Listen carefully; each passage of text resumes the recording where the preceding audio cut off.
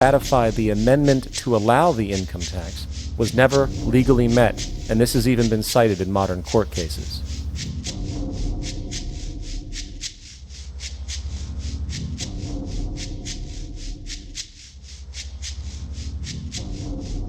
Second, at the present day, roughly 25% of the average worker's income is taken from them via this tax. That means you work 3 months out of the year to fulfill this tax obligation.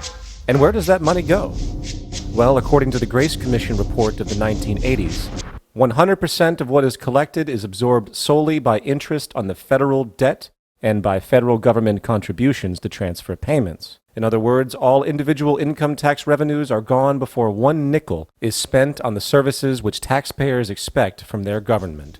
Today, the money Americans make working 3 months out of the year goes almost entirely to the interest fees charged for the debt-based fiat currency. The fact is, the federal income tax exists to feed the Federal Reserve federal government money machine, making sure the interest payments are always there. And third, even with the government claim as to the legality of the income tax, there is evidently no clear statute, no law in existence that requires you to pay this tax. I really expected that, of course, there's a law that you can point to in the law book, the code, that requires you to file a tax return. Of course there is. I was at that point where I couldn't find the statute that clearly made a person liable, at least not me and most people I know. And I had no choice in my mind except to resign. Based on the research that I did throughout the year 2000 and that I'm still doing, I have not found that law. I've asked Congress, we've asked a lot of people in the IRS commissioners, helpers. They can't answer, because if they answer, the American people are going to know that this whole thing is a fraud. I haven't filed an federal income tax return since I left. I have not filed a tax return since 1999. Now, the control of the economy and the manipulation of society for the vested financial powers is only a part of the game being played. Another level is the business of war. Since the inception of the Federal Reserve in 1913, a number of large and small wars have commenced. The 3 most pronounced might be World War I, World War II, and Vietnam. World War I. In 1914, European wars broke out centered around England and Germany. The American public wanted nothing to do with the war. In turn, President Woodrow Wilson publicly declared neutrality. However, under the surface, evidence now shows that the financial powers behind the administration were looking for any excuse it could to enter it. It is important to understand that one of the most lucrative things that can happen for the bankers is war, for it forces the country to borrow even more money at interest, not to mention the profits generated through the financing of military productions. In the words of 2-time Congressional Medal of Honor winner Smedley D. Butler, war is a racket. It always has been. It is possibly the oldest, easily the most profitable, and surely the most vicious. It is the only one international in scope, and it is the only one in which the profits are reckoned in dollars and the losses in lives. Woodrow Wilson's top advisor and mentor was Colonel Edward House, a man found to have intimate connections with the financial interests of the time. In a conversation between Colonel House, Wilson's advisor, and Sir Edward Grey, the Foreign Secretary of England, regarding America and the war, Grey inquired, "What will America do if Germans sink an ocean liner with American passengers on board?" House responded, "I believe that a flame of indignation would sweep the United States, and that by itself would be sufficient to carry us into war." So, on May 7, 1915, a ship called the Lusitania was sent where German military vessels were known to be. And, as likely expected, German U-boats torpedoed the ship, exploding stored munitions, killing 1,200 people. To further understand the obvious anticipation of this setup, the German embassy actually put advertisements in the New York Times telling people that if they boarded the Lusitania, they did so at their own risk, as such a ship sailing from America to England through the war zone would be liable to destruction. In turn, and as anticipated, the sinking of the Lusitania created a wave of anger among the American population. and America entered the war a short time after. Major General Smedley D. Butler summarizes the monetary reality of World War I.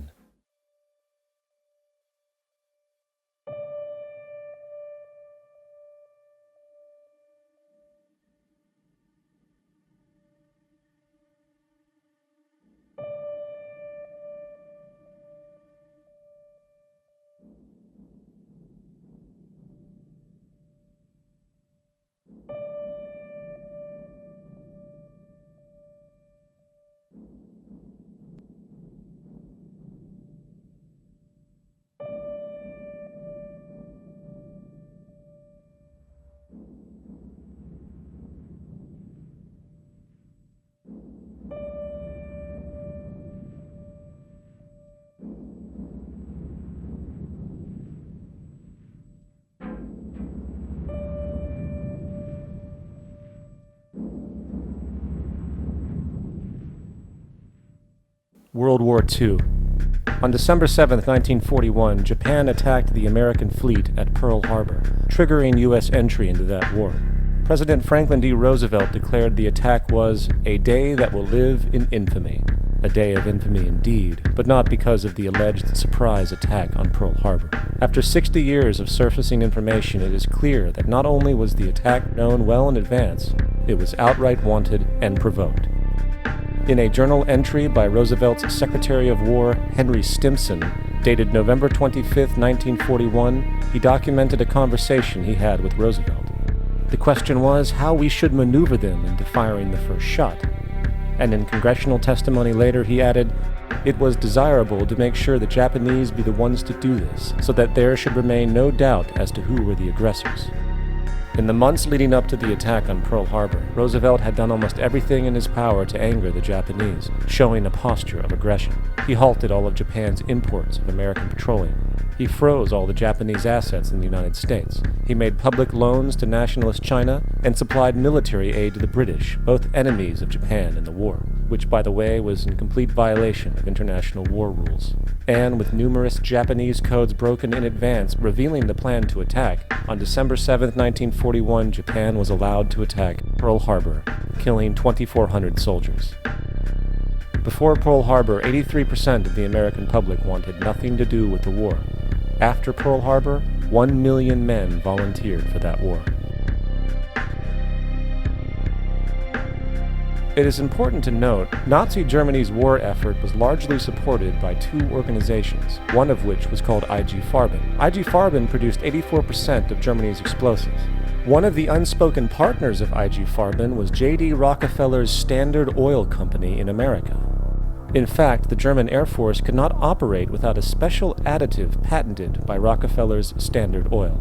The drastic bombing of London by Nazi Germany, for example, was made possible by a $20 million sale of fuel to IG Farben by the Rockefeller's Standard Oil Company. This is just one small point on the topic of how American businesses funded both sides of World War II.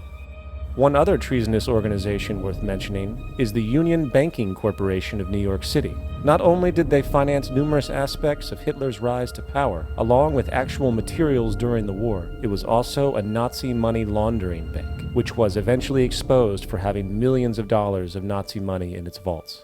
The Union Banking Corporation of New York was eventually seized for violations of the Trading with the Enemy Act. Guess who the director and vice president of the Union Bank was?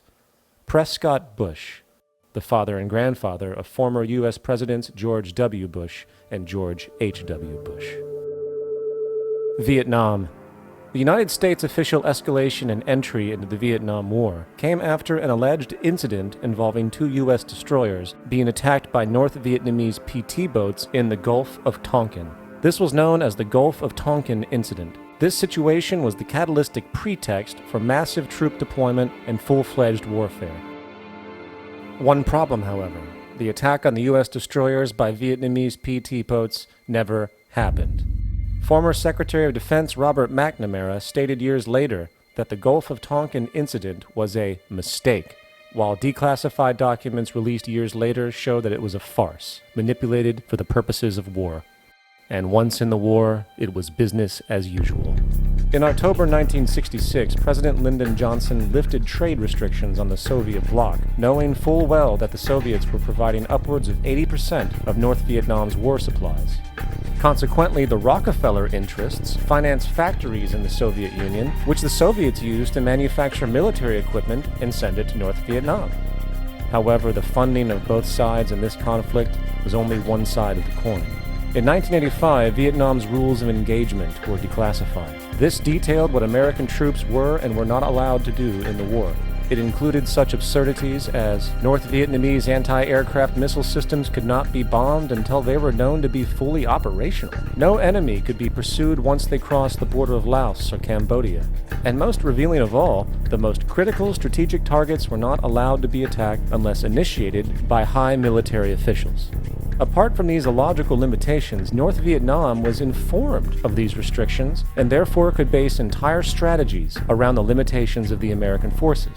This is why the war went on for so long, and the bottom line is this: the Vietnam War was never meant to be won, just sustained.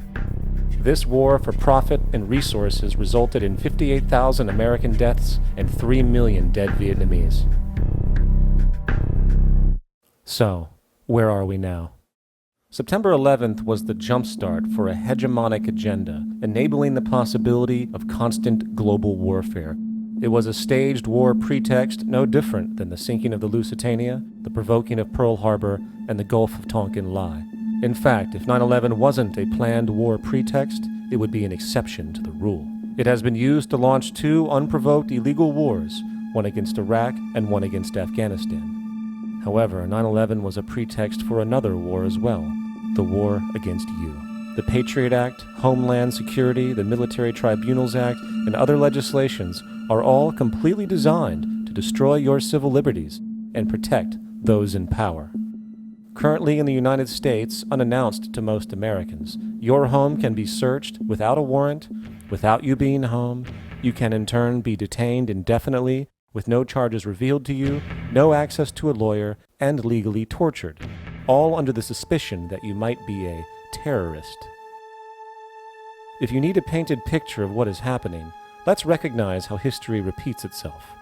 In February 1933, Hitler staged the false flag attack, burning down his own German parliament building, the Reichstag, blaming it on communist terrorists. Within the next few weeks, he passed the Enabling Act, which completely eradicated the German Constitution, destroying people's liberties. He then led a series of preemptive wars, all justified as necessary to maintaining homeland security.